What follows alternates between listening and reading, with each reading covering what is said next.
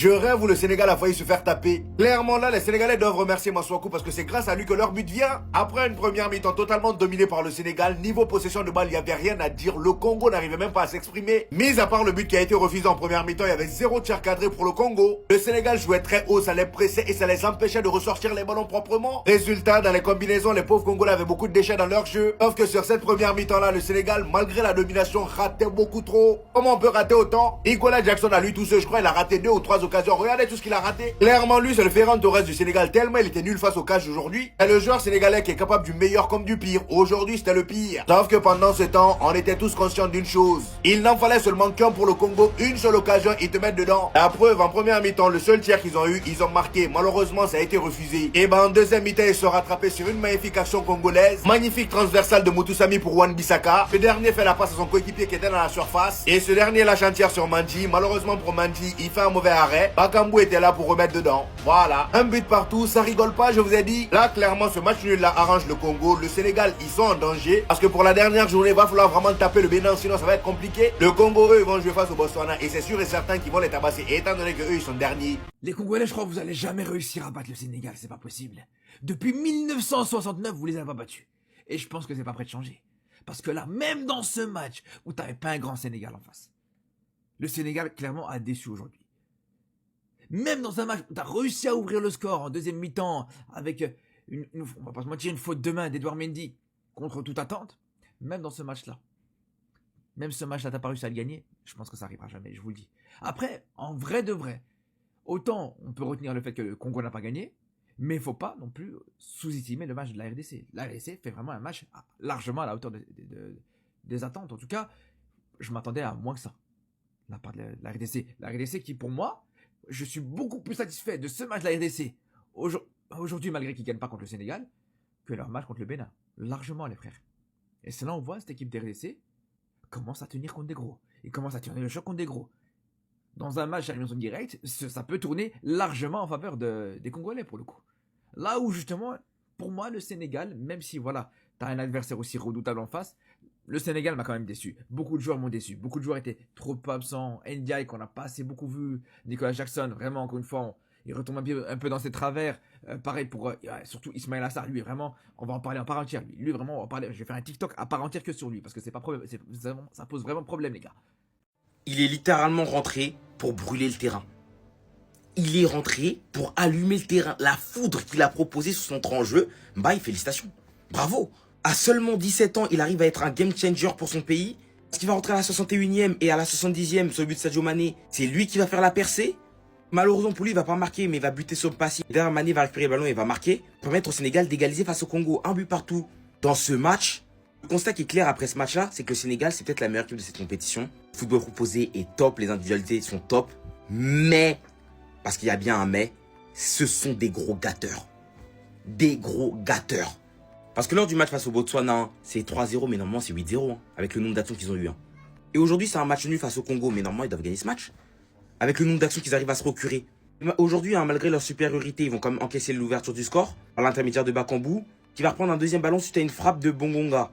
Edouard Mendy qui va salement repousser le ballon. D'ailleurs, Edouard Mendy qui a pas fait un bon match du tout. La façon dont il a repoussé le ballon sur le but, en vrai, ça m'a rappelé le premier but qui a été refusé pour le Congo lorsqu'on lui a tiré dessus et qu'il a balancé la balle dans les cages. Parce qu'il n'a pas eu la main assez ferme. Ça a montré qu'il n'était pas spécialement en confiance. Et derrière le but, ça m'a même pas surpris. Hein. Il repousse le ballon juste à côté de lui. Bakambu qui en profite. Bongonga d'ailleurs qui a été le meilleur élément côté Congo. Le danger venait quasiment uniquement de lui. Voilà, derrière le Sénégal, ça a de la qualité. Ça fait rentrer des joueurs comme Mbaye qui vont leur permettre de tenir le match nul aujourd'hui. Or qu'ils auraient clairement pu gagner ce match parce qu'ils étaient au-dessus. Je pense que sur cette canne, hein, on reverra des matchs comme ça avec le Sénégal. Donc ils n'arriveront pas à marquer devant correctement. Parce que par exemple, un joueur comme Jackson qui a mis un doublé lors du dernier match, lui, il lui faut peut-être 2 actions manquées. Puis après, il peut marquer. Ismaël Assar de même. Attendez, il a vraiment fait ça? Les gars, totalement inattendu les gars. Après des minutes disputées, le Congo ouvre le score. Un ballon qui retombe sur Bakambu qui aurait juste à projeter dans les filets. On ne voyait pas le Sénégal revenir aussi facilement que ça. Puis il est rentré. Puis Ibrahim Baye est rentré. On le voit récupérer le ballon quand même assez bas sur le terrain. Commence sa projection et arrive limite à se défaire de son vis-à-vis. Comment il va faire malgré tout? Et c'est là qu'il va pouvoir remercier Masuaku. Pas les Congolais en tout cas. Qui après avoir intercepté le ballon, le laisse passer comme si de rien n'était. Mbaye qui continue sa tempête, qui arrive jusqu'au bout et permet à Sadio Mané de finir tranquillement.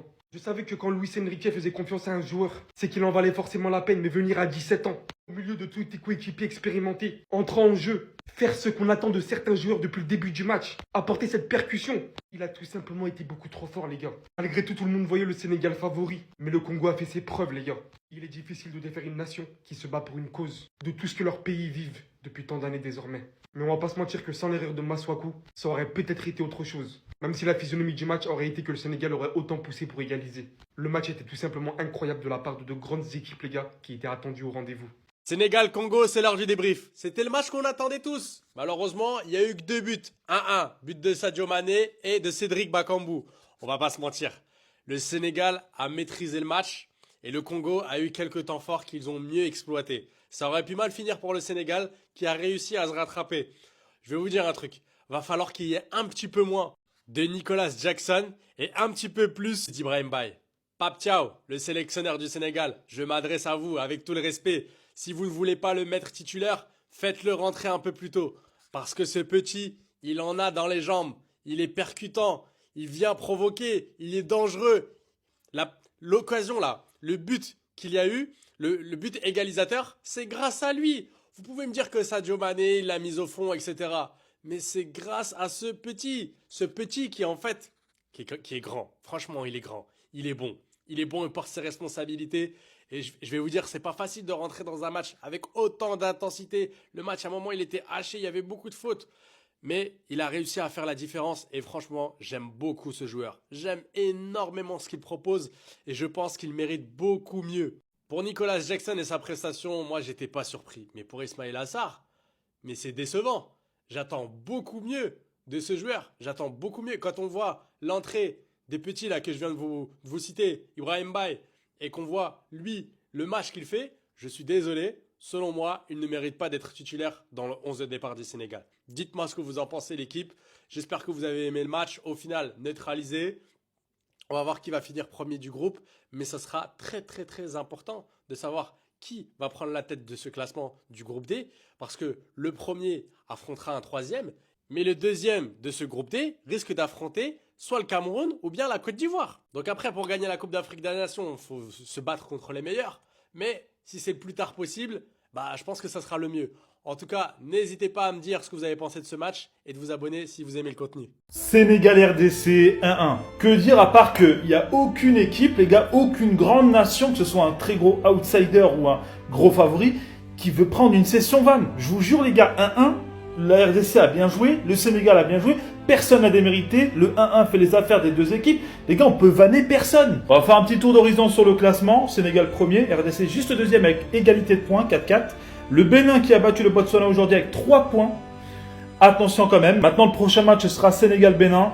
Le Sénégal part favori, mais attention au Bénin qui avait posé quelques soucis à la RDC. Et la RDC va affronter le Botswana qui s'annonce comme le maillon faible de ce groupe. Donc la RDC part favori. Maintenant, selon moi, le Sénégal et la RDC devraient passer. Attention aux surprises quand même. Le Bénin pourrait peut-être récupérer une des meilleures 3e places. Et puis franchement, bravo à la RDC. Ça fait déjà quelques temps que je le dis. Ils sont en forme. Ils ont un mental d'acier. Déjà, regardez le Final Four pour se qualifier en Coupe du Monde, ce qu'ils ont réussi à faire. Et depuis, les gars, c'est très constant. La dernière CAN, ils arrivent dans le dernier carré. Là, ils commencent à tenir tête au Sénégal. Alors oui, c'est le Sénégal, les gars. Il faut s'en rendre compte. Pour moi, actuellement, c'est la meilleure équipe d'Afrique.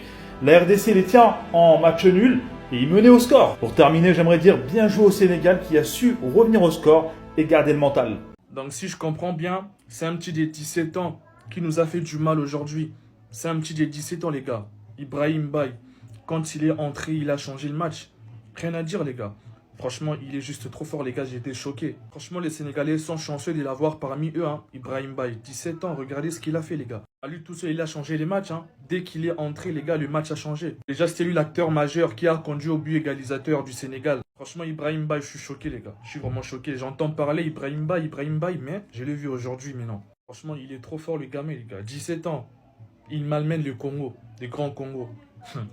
Non, les Sénégalais, vous êtes chanceux de l'avoir. Dès son entrée, dès qu'il est entré jusqu'à la fin du match, on ne voyait que lui. Sur son côté, on ne voyait que lui. Même si en vrai, il y avait des petites pertes, c'était vraiment lui, le cerveau monteur de cette équipe du Sénégal, quand il est entré. Tout tournait autour de lui, Ibrahim Baye. Franchement, encore une fois, je répète, les Sénégal est chanceux de l'avoir parmi eux. Il a 17 ans et il a vraiment de l'avenir avec cette équipe du Sénégal. Franchement, je suis trop jaloux, les Sénégalais. Je suis vraiment jaloux. Ibrahim Mbaye, les gars, il est trop fort. À deux doigts d'être maîtrisable. Mes amis sénégalais, à deux doigts d'être maîtrisable. Maintenant, je vais être honnête. Je vais être très honnête. Les Bibles étaient de sortie en première mi-temps. Les Bibles étaient vraiment de sortie. Oui, je le confirme. Parce que Ismail Assar, ce qu'il a raté. Jackson! Nicolas Jackson! J'avoue, j'ai eu chaud. Et après, ce manque de finition, moi, je m'en plains pas, perso. C'est bien ça le problème, c'est que accepter de se faire dominer, accepter que l'adversaire ait le ballon, ne pas avoir beaucoup d'opportunités pour faire mal, pour piquer. Parce que le Sénégal nous a bien pressés. On l'a montré en deuxième mi-temps, en fait. Action qui commence à gauche, ça finit à droite, changement de côté, but. On est capable de le faire, pourquoi on peut pas le faire un peu plus souvent? Sadio Mané derrière, il égalise sur une faute de Masuaku. Purée, c'est vraiment dommage. Oui, la possession, ils vont l'avoir. Oui, les occasions, ils vont l'avoir. C'est notre style de jeu. On accepte d'être dominé pour contre-attaquer. Et bon, ça finit sur un match nul. Semi-maîtrisable, c'est pas grave. Au final, la RDC, 4 points à égalité avec le Sénégal. Mais bon, comme ils ont marqué 3 buts contre le Botswana, ils sont devant nous. Le Bénin, 3 points. Botswana, 0. Donc voilà, on est quasiment qualifié. Si on veut voir le match à moitié plein, voilà, c'est un peu ça. Attendez. Masuaku, pourquoi est-ce que dans ce genre de situation, c'est toujours toi? Match nul 1-1 entre le Sénégal et le Congo, et en étant tout à fait honnête avec vous, il y a des regrets. J'en suis sûr qu'il y avait la place pour marquer un deuxième, voire un troisième but, mais malheureusement, on s'est pas géré. En première mi-temps, les Sénégalais ont dominé sans débat, ils avaient la possession, ils se créaient des occasions alors que nous, on avait du mal à ressortir les ballons. Heureusement pour nous, sur les grosses occasions que le Sénégal s'est créé, à chaque fois, Nicolas Jackson, il arrivait à rater. Jusqu'à la mi-temps, ça a été assez compliqué pour le Congo, même si dans les 5-10 dernières minutes, on voyait qu'on réussissait un peu plus à poser le pied sur le ballon. Et au retour des vestiaires, comme je m'y attendais, tout a changé. On a vu une équipe du Congo qui arrivait à se créer des occasions, une équipe du Congo qui arrivait à poser le pied sur le ballon, et comparé à la première mi-temps, ça a clairement fait la différence. Suite à une magnifique action pendant notre temps fort, on a même réussi à ouvrir le score. But signé Bakambu suite à l'arrêt de Mendy qui lui remet le ballon dessus. Et dans la foulée de ce premier but, le Congo a eu les occasions pour marquer le deuxième. Et j'ai notamment en tête une action qui me fait vraiment mal. Une action où Bogonda avait le ballon et pour le coup il avait des solutions, mais au lieu de la décaler, il a préféré tirer. Et contre toute attente, on a Massankou qui va faire cette erreur. Le ballon revient sur lui et sur l'action, je sais pas s'il essaye de faire une talonnade, mais en tout cas il perd le ballon. Et forcément derrière on l'a payé cash. Après l'égalisation, forcément derrière on avait des Sénégalais qui étaient déterminés. Jusqu'à la fin ils ont poussé pour marquer ce deuxième but. Et heureusement pour nous on l'a pas pris. En tout cas avec ce match nul, le Sénégal reste leader du groupe D avec 4 points et le Congo du coup toujours deuxième à égalité avec 4 points aussi. Et pour savoir qui terminera premier, tout se jouera lors de la dernière journée.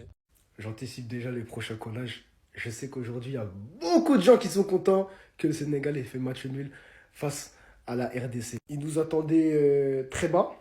Nous comme d'habitude on a joué très haut. Dans la finition, on a pêché. Voilà, faut qu'on règle ce point-là. Mais je suis pas inquiet. Et dans Mendy, fais Bellec. Fais Bellec aussi, parce que ouais, le but que tu prends, ouais. Tu devrais jamais le prendre. Voilà, relâcher le ballon comme ça sur Bakambu. Ça c'est un but facile, c'est un but cadeau. Mais bon, c'est pas grave. Les petits frères, ils prennent quand même le point du nul, c'est déjà ça. Faut parler de Ibrahim Mbaye. Ce petit, il a vraiment quelque chose en plus. C'est vraiment un talent. 17 ans, 3e sélection. Il rentre, il y a 1-0 pour le Congo. Et il fout la misère dans la défense du Congo, la misère. Aujourd'hui, si on prend le point du nul, on lui doit beaucoup. Parce que c'est vrai qu'on a vraiment galéré à déstabiliser cette défense congolaise. Malgré ça, voilà, faudra travailler sur nos actions offensives dès le prochain match face au Bénin. Voilà, je voulais juste finir sur ça. Les potentiels Sénégalais qui sont stressés, je ne comprendrai pas pourquoi, mais ok. Et les personnes qui veulent nous vanner. En 2021, on était dans un groupe Zimbabwe, Malawi, Guinée. On prend 5 points sur ces 3 matchs-là et on finit champion. À bon entendeur.